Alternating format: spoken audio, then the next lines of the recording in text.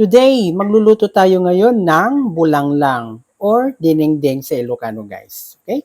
So ito yung ating mga lulutuin guys na gulay. Meron akong fresh na malunggay dito, dahon. And then, meron akong patola. Ito yung patola guys na favorite ko. Native tawag sa amin. And then, syempre gagamit tayo ng pampalasa, kamatis, sibuyas, at saka syempre, hindi mawawala ang bagoong isda. Boneless yan guys. Kasi pagka dinding talaga, nilagyan talaga ng bagoong isda. And then, meron tayong salt. Konting salt lang guys kasi syempre may bagoong na rin yan, maalat. And then, lalagyan ko ito ng gabi. Taro, tinatawag nito sa ano. And then, meron akong tirang galunggong kasi dito guys na pinangat ko dati. So, ipiprito ko na lang.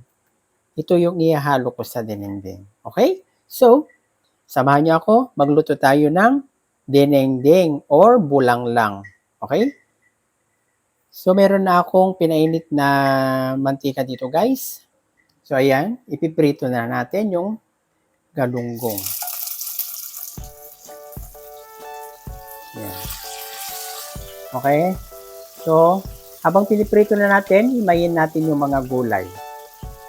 Okay, so eto na yung ating galunggong na prito na. I-set aside muna natin, guys.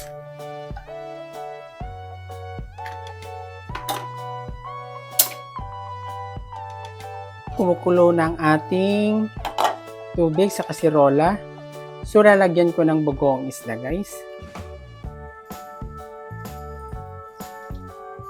Tansyahin nyo lang, guys, ha. Siguro lalagyan ko ng 3 tablespoon.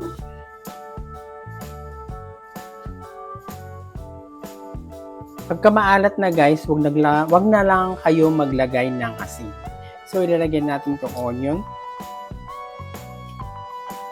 At saka itong kamatis. Yan. So, pakuluan lang natin, guys.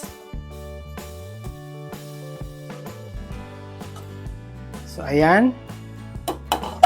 Ilalagay na natin ngayon itong gabi. Ayan yung taro para maluto, guys. Ayan lang natin. Huwag tayong halo ng halo kasi syempre ang gabi may tendency nangangati yan, guys, pag halo ka ng halo. So, takpan natin hanggang maluto. Hintayin natin hanggang maluto yan. Saka na lang natin rerekaduhan. Okay? Okay, so titignan natin.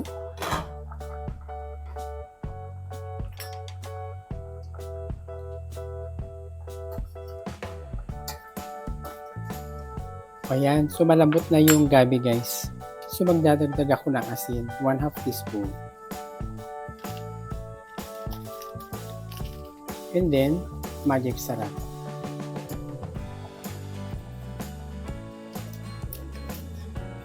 So titikman natin kung tama yung ating panglasa.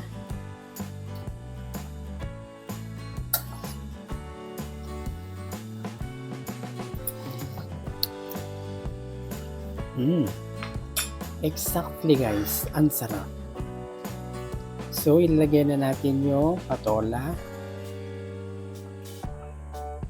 Yan.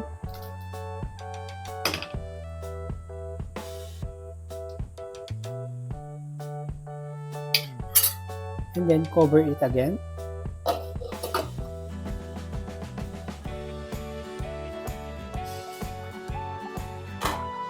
So, ilagay na natin yung malunggay, guys. Yan, oh. Green leafy vegetables.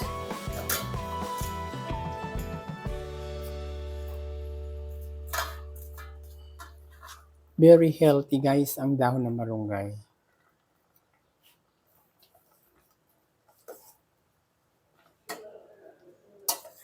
So, sino sa inyo ang kumakain o nag-uulam ng dinengdeng, guys, o bulanglang?